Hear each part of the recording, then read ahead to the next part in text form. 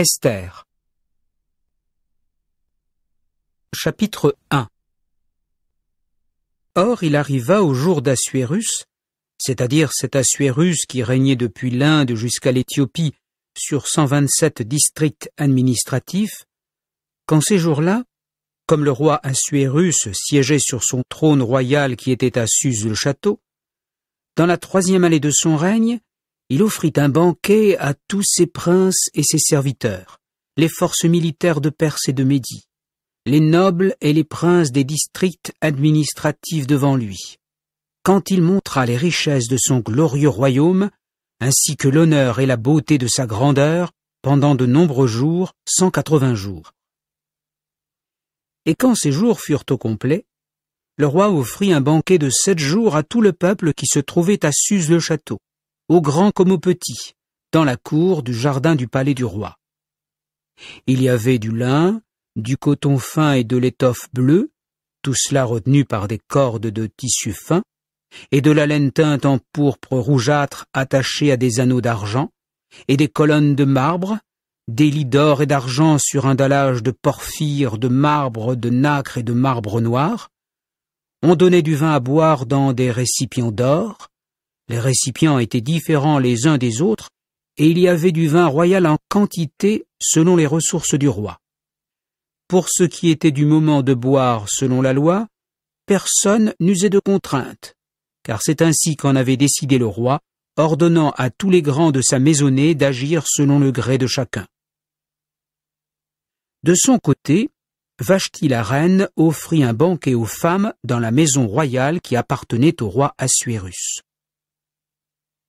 Le 7e jour, alors que le cœur du roi était d'humeur joyeuse sous l'effet du vin, il dit à Meuman, Biztha, Harbona, Bigtha, Abagtha, Zéthar et Carcasse, les 7 fonctionnaires de la cour qui servaient la personne du roi Assuérus, de faire venir Vashti la reine devant le roi, avec le diadème royal, pour montrer au peuple et aux princes sa beauté, car elle était belle d'apparence.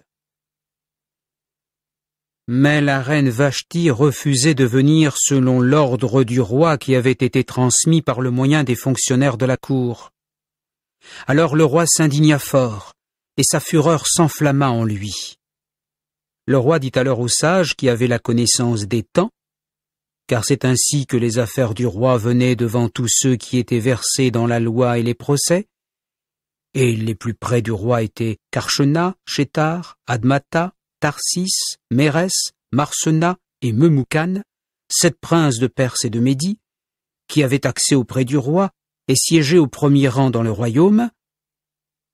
Selon la loi, que doit-on faire à la reine Vashti parce qu'elle n'a pas exécuté la parole du roi Assuérus transmise par le moyen des fonctionnaires de la cour? À quoi Memoukan dit devant le roi et les princes: ce n'est pas seulement au roi que Vashti la reine a fait du tort, mais à tous les princes et à tous les peuples qui sont dans tous les districts administratifs du roi Assuérus, car cette affaire de la reine sortira vers toutes les femmes, si bien qu'elles mépriseront leurs propriétaires à leurs yeux lorsqu'elles diront « Le roi Assuérus avait dit de faire venir devant lui Vashti la reine et elle n'est pas venue. » Et ce jour-là, les princesses de Perse et de Médie, qui auront appris l'affaire de la reine, parleront à tous les princes du roi et il y aura beaucoup de mépris et d'indignation.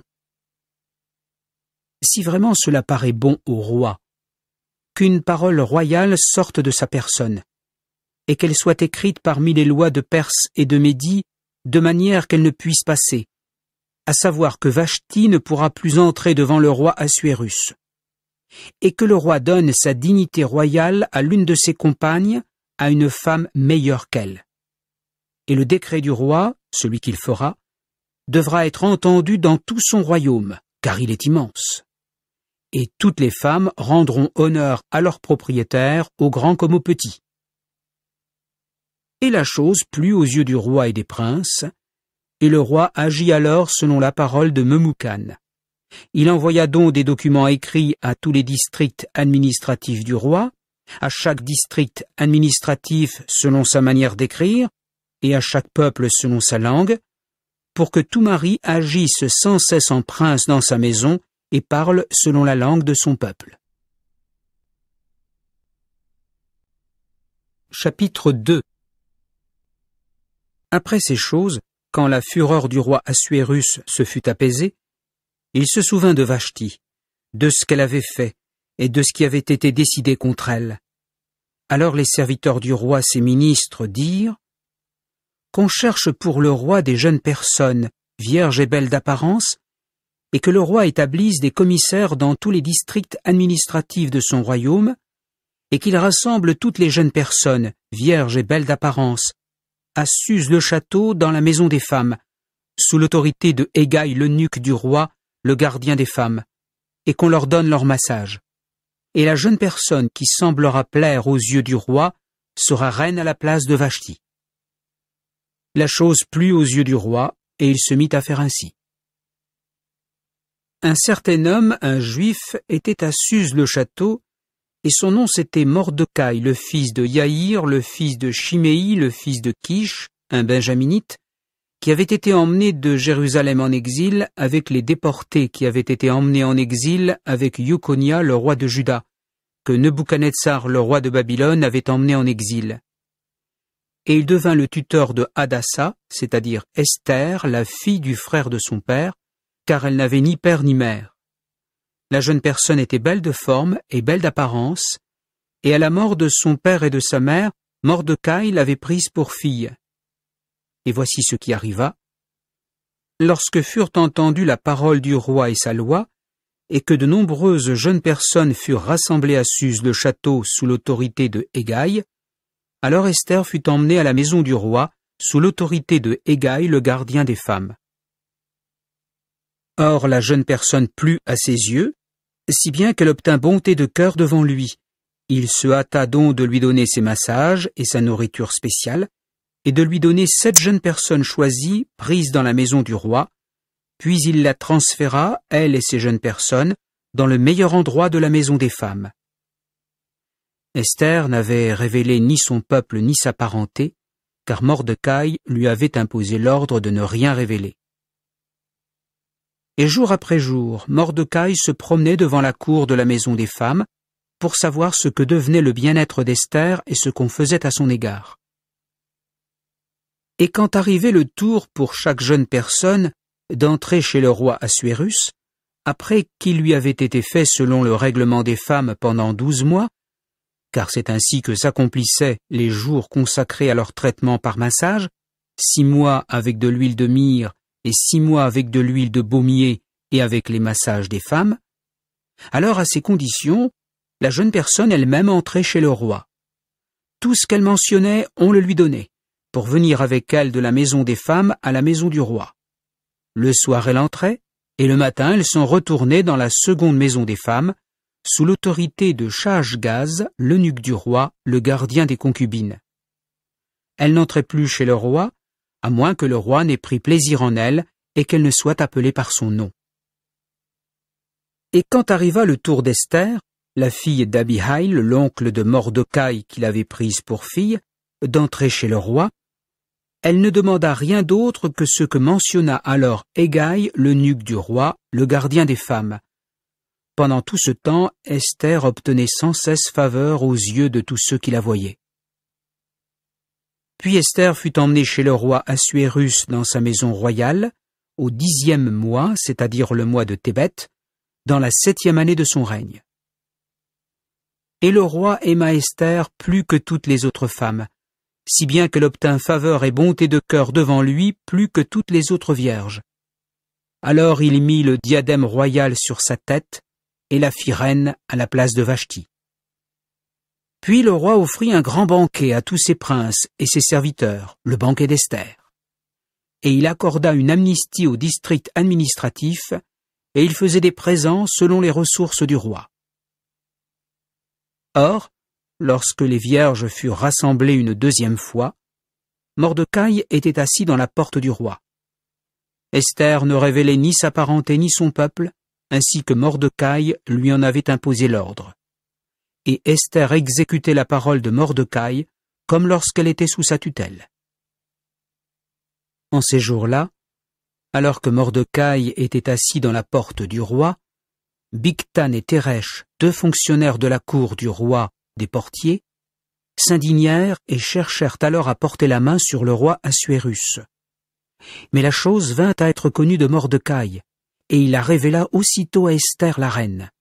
Alors Esther parla au roi au nom de Mordecai, l'affaire fut donc recherchée et finalement découverte, et tous les 2 furent alors pendus à un poteau.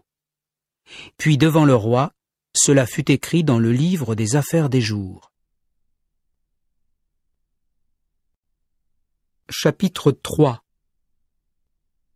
Après ces choses, le roi Assuérus grandit Aman, le fils de Hammedatha l'Agagite. Il l'éleva donc et mit son trône au-dessus de tous les autres princes qui étaient avec lui. Tous les serviteurs du roi qui étaient dans la porte du roi s'inclinaient et se prosternaient devant Aman, car ainsi l'avait ordonné le roi à son sujet. Mais quant à Mordecai, il ne s'inclinait pas et ne se prosternait pas. Et les serviteurs du roi qui étaient dans la porte du roi disaient à Mordecai, « Pourquoi transgresses-tu le commandement du roi ?» Et il arriva ceci, comme ils lui parlaient jour après jour et qu'il ne les écoutait pas, ils informèrent alors Aman pour voir si les affaires de Mordecai se maintiendraient, car il leur avait révélé qu'il était juif. Or Aman voyait que Mordecai ne s'inclinait pas et ne se prosternait pas devant lui, et Aman se remplit de fureur. Mais c'était chose méprisable à ses yeux de porter la main sur Mordecai seul, car on lui avait révélé quel était le peuple de Mordecai. Aman chercha donc à anéantir tous les Juifs qui étaient dans tout le royaume d'Assuérus, le peuple de Mordecai.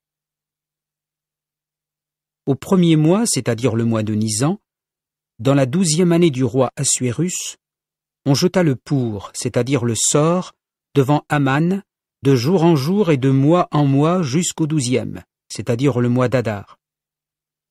Aman dit alors au roi Assuérus, « Il y a un certain peuple dispersé et séparé parmi les peuples dans tous les districts administratifs de ton royaume. Leurs lois sont différentes de celles de tout autre peuple, et les lois du roi, il ne les exécute pas, et il ne convient pas pour le roi de les laisser tranquilles. Si vraiment cela paraît bon au roi, qu'on écrive l'ordre de les détruire, et je verserai 10 000 talents d'argent entre les mains de ceux qui feront le travail en apportant cela au trésor du roi. » Alors le roi ôta son anneau sigillaire de sa main et le donna à Aman le fils de Hammedatha l'Agagite, celui qui se montrait hostile envers les Juifs. Puis le roi dit à Aman, « L'argent on te le donne, et aussi le peuple, pour en faire selon ce qui est bon à tes yeux. » Les secrétaires du roi furent alors appelés au 1er mois, le 13e jour du mois, et on écrivit selon tout ce que Aman ordonna aux satrapes du roi, aux gouverneurs qui étaient préposés aux divers districts administratifs, et aux princes des différents peuples, de chaque district administratif selon sa manière d'écrire, et chaque peuple selon sa langue. C'est au nom du roi Assuérus que ce fut écrit, et ce fut scellé avec l'anneau sigillaire du roi. Et on envoya les lettres par le moyen de courrier à tous les districts administratifs du roi pour anéantir, tuer et détruire tous les Juifs, aussi bien le jeune homme que le vieillard, les petits et les femmes, en un seul jour, le 13e jour du 12e mois, c'est-à-dire le mois d'Adar, et pour prendre en butin leurs dépouilles. Une copie du texte, qui devait être donnée comme loi dans tous les différents districts administratifs, était publiée à tous les peuples, afin qu'ils se tiennent prêts pour ce jour-là. Les courriers sortirent, pressés par la parole du roi, et la loi fut donnée dans Suse le château. Quant au roi et à Aman, ils s'assirent pour boire. Mais la ville de Suse, elle, était dans la confusion. Chapitre 4. Et Mordecai apprit tout ce qui s'était fait. Alors Mordecai déchira ses vêtements, se revêtit d'une toile de sac ainsi que de cendre, sortit au milieu de la ville et cria, une clameur grande et amère. Finalement il arriva jusqu'en face de la porte du roi, car personne ne pouvait entrer dans la porte du roi avec une toile de sac pour vêtements. Et dans tous les différents districts administratifs, partout où parvenait la parole du roi et sa loi, il y eut grand deuil parmi les Juifs. Il y eut jeûne, pleurs et lamentations. La toile de sac et la cendre furent alors étendues comme un lit pour beaucoup. Alors les jeunes personnes d'Esther, ainsi que ses eunuques, vinrent l'avertir. Et la reine fut très peinée. Elle envoya alors des vêtements pour en revêtir Mordecai et pour ôter sa toile de sac de dessus lui, mais il ne les accepta pas. Alors Esther appela Hathach, un des eunuques du roi, qu'il avait mis à son service, puis elle lui donna un ordre au sujet de Mordecai pour savoir ce que cela signifiait et de quoi il s'agissait. Hathach sortit donc vers Mordecai sur la place publique de la ville qui était devant la porte du roi.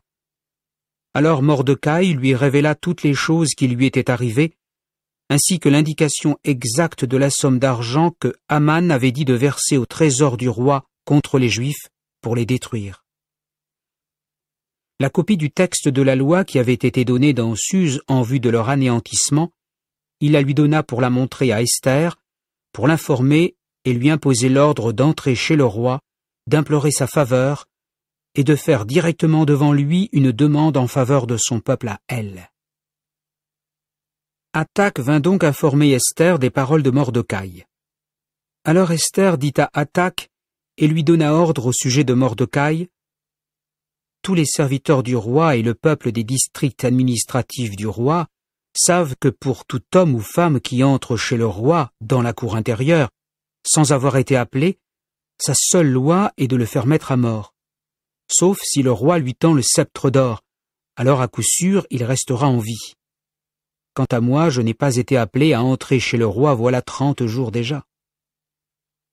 On informa alors Mordecai des paroles d'Esther. Mais Mordecai dit de répondre à Esther « N'imagine pas en ton âme que la maisonnée du roi échappera plutôt que tous les autres Juifs.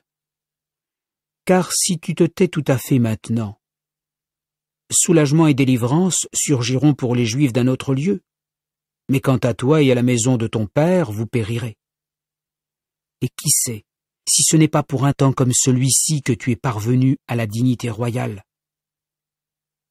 Alors Esther dit de répondre à Mordecai « Va, rassemble tous les Juifs qui se trouvent à Suse, et jeûnez pour moi. Ne mangez pas et ne buvez pas pendant 3 jours, nuit et jour. Moi aussi, avec mes jeunes personnes, je jeûnerai pareillement. Puis j'entrerai chez le roi, ce qui n'est pas selon la loi, et si je dois périr, je devrai périr. » Alors Mordecai s'en alla, et se mit à faire selon tout ce qu'Esther lui avait imposé comme un ordre. Chapitre 5. Et voici ce qui arriva le 3e jour. Esther s'habilla royalement, après quoi elle alla se placer dans la cour intérieure de la maison du roi vis-à-vis de la maison du roi, pendant que le roi siégeait sur son trône royal dans la maison royale vis-à-vis de l'entrée de la maison. Et il arriva, dès que le roi vit Esther la reine se tenant dans la cour, qu'elle obtint faveur à ses yeux, si bien que le roi tendit à Esther le sceptre d'or qui était dans sa main. Esther s'approcha alors et toucha l'extrémité du sceptre. Puis le roi lui dit « Qu'as-tu, ô Esther la reine, et quelle est ta demande? Jusqu'à la moitié de la royauté qu'elle te soit accordée. » À quoi Esther dit « Si vraiment cela paraît bon au roi, que le roi avec Haman vienne aujourd'hui au banquet que je lui ai préparé. » Alors le roi dit « Faites que Haman se conforme promptement à la parole d'Esther. » Plus tard, le roi et Haman vinrent au banquet qu'avait préparé Esther. Finalement, le roi dit à Esther, pendant le banquet du vin, « Quelle est ta requête? Qu'elle te soit accordée. Et quelle est ta demande? Jusqu'à la moitié de la royauté que ce soit fait. » À quoi Esther répondit et dit, « Voici ma requête et ma demande. Si j'ai trouvé faveur aux yeux du roi, et si vraiment cela paraît bon au roi d'accorder ma requête et de se conformer à ma demande, que le roi et Aman viennent au banquet que je vais leur offrir demain, et demain je ferai selon la parole du roi. » Aman sortit donc ce jour-là, joyeux et le cœur gai.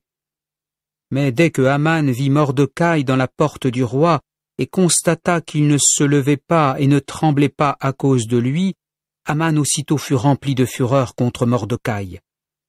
Cependant Aman se domina et rentra dans sa maison. Puis il envoya et fit venir ses amis et Zeresh sa femme. Aman leur raconta alors la gloire de sa richesse, le grand nombre de ses fils, tout ce par quoi le roi l'avait grandi, et comment il l'avait élevé au-dessus des princes et des serviteurs du roi.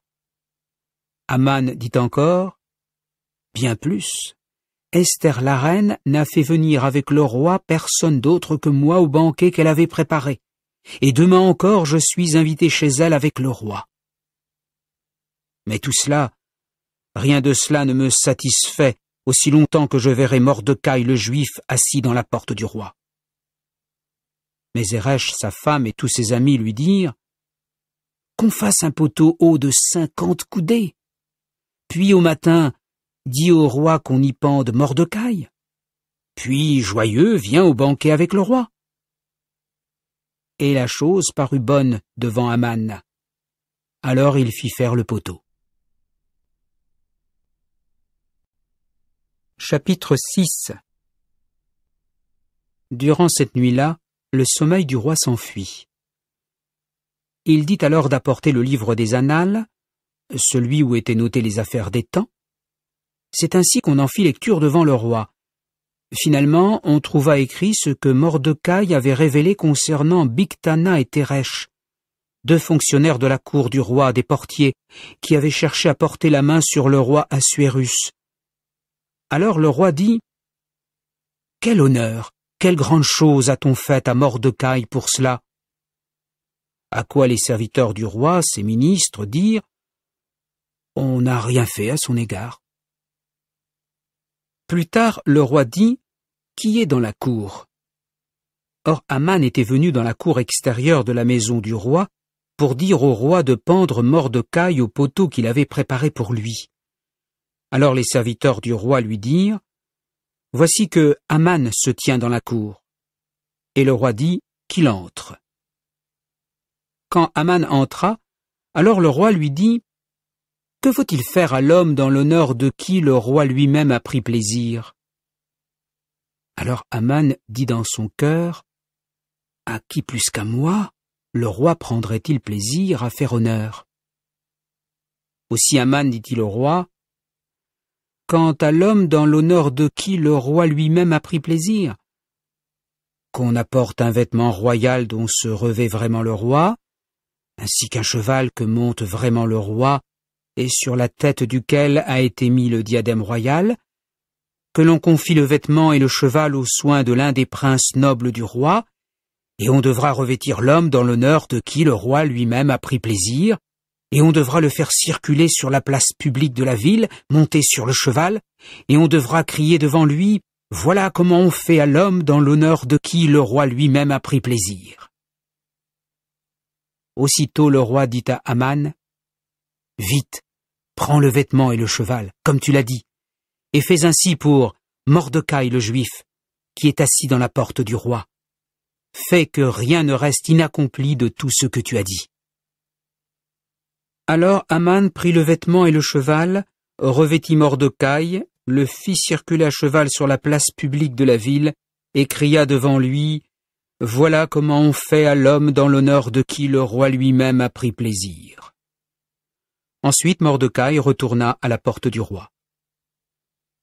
Quant à Aman, il se rendit en toute hâte à sa maison en deuil et la tête voilée.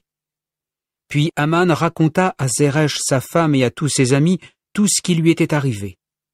Ses sages et Zeresh sa femme lui dirent alors, « Si Mordecai devant qui tu as commencé à tomber est de la semence des Juifs, tu ne l'emporteras pas sur lui, mais à coup sûr tu tomberas devant lui. » Il parlait encore avec lui quand les fonctionnaires de la cour du roi arrivèrent, puis conduisirent en toute hâte Aman au banquet qu'avait préparé Esther. Chapitre 7. Alors le roi et Haman vinrent pour banqueter avec Esther la reine. Le roi dit alors à Esther, également en ce deuxième jour, pendant le banquet du vin, « Quelle est ta requête, ô Esther la reine, qu'elle te soit accordée? Et quelle est ta demande? Jusqu'à la moitié de la royauté, que ce soit fait. » Alors Esther la reine répondit et dit, « Si j'ai trouvé faveur à tes yeux, ô roi, et si vraiment cela paraît bon au roi, qu'à ma requête on m'accorde mon âme et mon peuple à ma demande, car nous avons été vendus, moi et mon peuple, pour être anéantis, tués et détruits. Si encore nous avions été vendus comme esclaves mâles et comme servantes, j'aurais gardé le silence. Mais la détresse ne se justifie pas quand il en résulte du dommage pour le roi. » Le roi Assuérus dit alors, oui, il dit à Esther la reine, « Qui est-ce? Et où est-il celui qui s'est enhardi à agir ainsi? » Alors Esther dit, « L'homme, l'adversaire et l'ennemi, c'est Haman, ce mauvais. » Quant à Haman, il fut saisi d'épouvante à cause du roi et de la reine. Quant au roi, dans sa fureur, il se leva et quitta le banquet du vin pour aller dans le jardin du palais. Et Haman lui-même se mit debout pour faire auprès d'Esther la reine une demande en faveur de son âme, car il voyait que le mal avait été décidé contre lui par le roi. Et le roi, lui, revint du jardin du palais dans la maison du banquet du vin, et Haman s'était laissé tomber sur le lit où était Esther. Alors le roi dit, « Est-ce qu'on va aussi violer la reine avec moi dans la maison? » Et la parole sortit de la bouche du roi, et on voit là le visage de Haman. Harbona, l'un des fonctionnaires de cour devant le roi, dit alors, « Il y a justement ce poteau que Haman a fait pour Mordecai, qui avait parlé en bien du roi. Il se dresse dans la maison de Haman, haut de 50 coudées. » Alors le roi dit, « Pendez-le dessus. » On pendit alors Haman au poteau qu'il avait préparé pour Mordecai, et la fureur du roi s'apaisa. Chapitre 8. En ce jour-là, le roi Assuérus donna à Esther la reine la maison de Haman, celui qui s'était montré hostile envers les Juifs. Et Mordecai vint devant le roi, car Esther avait révélé ce qu'il était pour elle. Alors le roi ôta son anneau sigillaire qu'il avait enlevé à Haman et le donna à Mordecai. Puis Esther établit Mordecai sur la maison de Haman. De plus, Esther parla de nouveau devant le roi. Elle tomba devant ses pieds, pleura et implora sa faveur pour détourner la méchanceté de Haman l'Agagite et son projet qu'il avait projeté contre les Juifs. Alors le roi tendit le sceptre d'or à Esther, et Esther se leva et se tint devant le roi, puis elle dit, « Si vraiment cela paraît bon au roi, et si j'ai trouvé faveur devant lui, si la chose est convenable devant le roi, et si je suis bien à ses yeux, qu'on écrive pour révoquer les documents écrits, le projet de Haman, le fils de Hammedata l'Agagite, ceux qu'il a écrits pour détruire les Juifs qui sont dans tous les districts administratifs du roi. Comment pourrais-je en effet le supporter lorsqu'il me faudra regarder le malheur qui trouvera mon peuple? Et comment pourrais-je le supporter lorsqu'il me faudra regarder la destruction de ma parenté? » Alors le roi Assuérus dit à Esther la reine et à Mordecai le juif, « Voyez, la maison de Haman, je l'ai donnée à Esther, et lui on l'a pendu au poteau, parce qu'il avait avancé la main contre les Juifs. Vous donc écrivez en faveur des Juifs selon ce qui est bon à vos yeux, au nom du roi, et scellez-le avec l'anneau sigillaire du roi. Car un écrit qui est écrit au nom du roi et scellé avec l'anneau sigillaire du roi, il n'est pas possible de le révoquer. » Les secrétaires du roi furent donc appelés en ce temps-là, au 3e mois, c'est-à-dire le mois de Sivan, le 23e jour du mois, et on écrivit selon tout ce que Mordecai ordonna aux Juifs, aux satrapes, aux gouverneurs et aux princes des districts administratifs qui s'étendaient de l'Inde à l'Éthiopie, 127 districts administratifs, à chaque district administratif selon sa manière d'écrire, et à chaque peuple selon sa langue, et aux Juifs selon leur manière d'écrire et selon leur langue. Il écrivit alors au nom du roi Assuérus, puis scella avec l'anneau sigillaire du roi, et envoya des documents écrits par le moyen des courriers à cheval, montés sur des chevaux de poste employés au service du roi, fils de juments rapides.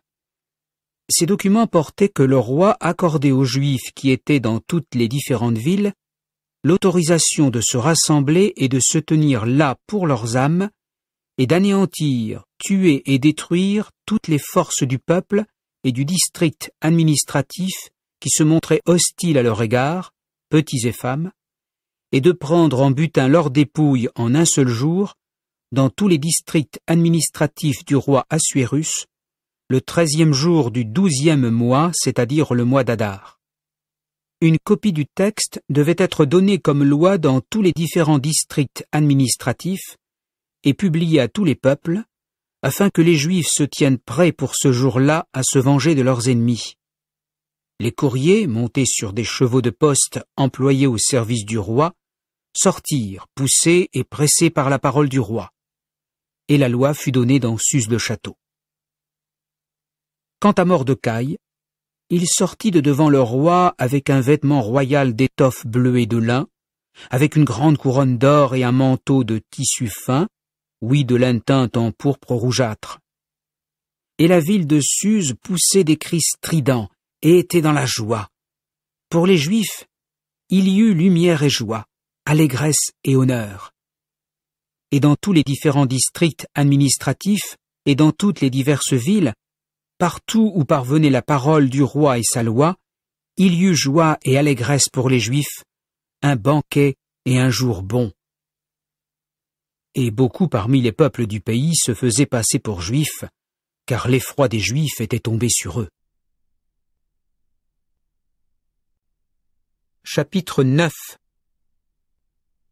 Et au 12e mois, c'est-à-dire le mois d'Adar, le 13e jour du mois, où devait s'exécuter la parole du roi et sa loi, le jour que les ennemis des Juifs avaient attendu pour dominer sur eux, c'est le contraire qui arriva, en ce que ce furent les Juifs qui dominèrent sur ceux qui les haïssaient. Les Juifs se rassemblèrent dans leurs villes, dans tous les districts administratifs du roi Assuérus, pour porter la main sur ceux qui leur voulaient du mal, et personne ne leur résista, car l'effroi des Juifs était tombé sur tous les peuples. Tous les princes des districts administratifs, les satrapes, les gouverneurs et ceux qui faisaient les affaires qui appartenaient au roi vinrent en aide aux Juifs, car l'effroi de Mordecai était tombé sur eux. Mordecai en effet était grand dans la maison du roi, et sa renommée allait dans tous les districts administratifs, car l'homme Mordecai allait toujours grandissant. Les Juifs abattirent alors tous leurs ennemis. Ce fut un carnage à l'épée, une tuerie, une destruction. À ceux qui les haïssaient, ils firent selon leur gré. Et dans Suse le château, les Juifs tuèrent et on détruisit 500 hommes. En outre, Parchandata, Dalphon, Aspata, Porata, Adalia, Aridata, Parmashta, Arisai, Aridai et Vaizata, les 10 fils de Haman, le fils de Hammedata, celui qui s'était montré hostile envers les Juifs, ils les tuèrent. Mais sur le butin, ils ne portèrent pas la main. En ce jour-là, le nombre des tués dans Suse le château parvint jusque devant le roi. Alors le roi dit à Esther la reine, « Dans Suse le château, les Juifs ont tué, et on a détruit 500 hommes, et les 10 fils de Haman. Dans le reste des districts administratifs du roi, qu'ont-ils fait? Et quelle est ta requête? Qu'elle te soit accordée. Et quelle est encore ta demande? Que ce soit fait. » Alors Esther dit, « Si vraiment cela paraît bon au roi, que demain aussi il soit accordé aux Juifs qui sont à Suse d'agir selon la loi d'aujourd'hui, et que les 10 fils de Haman soient pendus au poteau. » Et le roi dit qu'il en soit ainsi. Alors une loi fut publiée à Suse, et les 10 fils de Haman furent pendus. Alors les Juifs qui étaient à Suse se rassemblèrent encore le 14e jour du mois d'Adar, et ils réussirent à tuer dans Suse 300 hommes. Mais sur le butin, ils ne portèrent pas la main. Quant au reste des Juifs qui étaient dans les districts administratifs du roi, ils se rassemblèrent, et on défendit son âme, on se vengea de ses ennemis, et parmi ceux qui les haïssaient, on tua 75 000 personnes. Mais sur le butin, ils ne portèrent pas la main, le 13e jour du mois d'Adar. Il y eut repos le 14e jour du mois, et on en fit un jour de banquet et de réjouissance. Quant aux Juifs qui étaient à Suse, ils se rassemblèrent le 13e jour du mois et le 14e jour du mois. Il y eut repos le 15e jour du mois, et on en fit un jour de banquet et de réjouissance. C'est pourquoi les Juifs des campagnes, qui habitaient les villes des districts éloignés, faisaient du 14e jour du mois d'Adar un jour de réjouissance et de banquet, un jour bon, un jour où l'on s'envoyait des portions les uns aux autres. Alors Mordecai écrivit ces choses, et envoya des documents écrits à tous les Juifs qui étaient dans tous les districts administratifs du roi Assuérus, les proches et les lointains, pour leur imposer l'obligation de célébrer régulièrement le 14e jour du mois d'Adar, ainsi que le 15e jour du mois, d'année en année, selon les jours où les Juifs s'étaient reposés de leurs ennemis, et le mois qui pour eux s'était transformé, où l'on était passé du chagrin à la réjouissance, et du deuil à un jour bon, afin de les célébrer comme jour de banquet et de réjouissance, comme jour où l'on s'envoie des portions les uns aux autres, et où l'on envoie des dons aux pauvres. Et les Juifs acceptèrent ce qu'ils avaient commencé à faire, et ce que leur avait écrit Mordecai. Car Aman, le fils de Hammedatha l'Agagite, celui qui s'était montré hostile envers tous les Juifs, avait projeté contre les Juifs de les détruire, et il avait fait jeter le pour, c'est-à-dire le sort, afin de les troubler et de les détruire. Mais quand Esther vint devant le roi, il dit avec le document écrit que son projet mauvais qu'il a projeté contre les Juifs revienne sur sa tête. Et on le pendit, lui et ses fils, au poteau. C'est pourquoi on appela ces jours Pourim selon le nom du pour. C'est pourquoi, d'après toutes les paroles de cette lettre, d'après ce qu'ils avaient vu à ce sujet et ce qui leur était arrivé, les Juifs s'imposèrent l'obligation et l'acceptèrent pour eux et pour leur descendance et pour tous ceux qui se joindraient à eux, pour que cela ne passe pas, de célébrer régulièrement ces 2 jours selon ce qui était écrit à leur sujet et selon leur temps fixé d'année en année. Et ces jours, on devait s'en souvenir et les célébrer de génération en génération, dans chaque famille, chaque district administratif et chaque ville, et ces jours de Pourim ne devaient pas s'effacer du milieu des Juifs, et leur commémoration ne devait pas disparaître parmi leurs descendants. Alors Esther la reine, la fille d'Abihaïl, et Mordecai le Juif écrivirent avec toute leur force pour confirmer cette seconde lettre sur les Pourim. Puis il envoya des documents écrits à tous les Juifs dans les 127 districts administratifs, le royaume d'Assuérus, avec des paroles de paix et de vérité pour confirmer ces jours de Pourim en leur temps fixé, comme Mordecai le Juif et Esther la reine les leur avaient imposés, et comme ils les avaient imposés à leur âme et à leur descendance, les choses concernant les jeûnes et leur appel à l'aide. Et la parole d'Esther confirma ces choses relatives au Pourim, et ce fut écrit dans un livre. Chapitre 10. Et le roi Assuérus imposa alors le travail forcé au pays et aux îles de la mer. Quant à toute son œuvre énergique, à sa puissance et à l'exposé exact de la grandeur de Mordecai, celle dont le roi l'avait grandi, est-ce que ces choses ne sont pas écrites dans le livre des affaires des temps des rois de Médie et de Perse? Car Mordecai le Juif était le second après le roi Assuérus, et il était grand parmi les Juifs, et agréé par la multitude de ses frères. Il travaillait au bien de son peuple, et parlait de paix à toute leur descendance.